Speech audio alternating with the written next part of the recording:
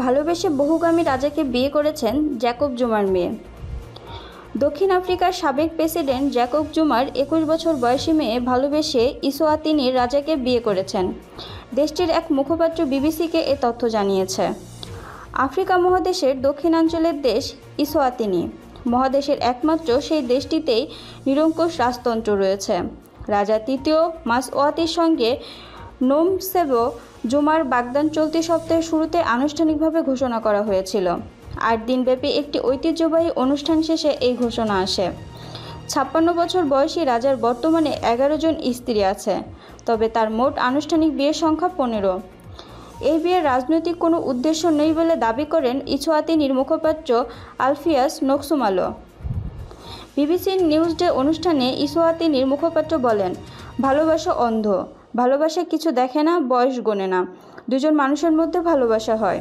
এই ভালোবাসা এমন দুজনের মধ্যে হতে পারে যাদের একজনের বয়স 100 বছর, আরেকজনের বয়স দেশের সংবিধান অনুমোদিত গড়ের চেয়ে বেশি। জ্যাকব জুমা 2009 থেকে 2018 সাল পর্যন্ত দক্ষিণ আফ্রিকার প্রেসিডেন্ট ছিলেন। তিনিও রাজা তৃতীয় মাসওয়াতি আগে থেকেই বৈবাহিক সূত্রে আত্মীয়। 38 বছর ধরে সিংহাসনে রয়েছেন রাজা তৃতীয় মাসওয়াতি। তিনি ডিক্রি নিয়ে দেশ শাসন করে আসছেন। রাজা তৃতীয় মাসওয়ার বহুবিবাহ, বহু স্ত্রী নিয়ে বিলাসী জীবনযাপন নিয়ে সমালোচনা রয়েছে।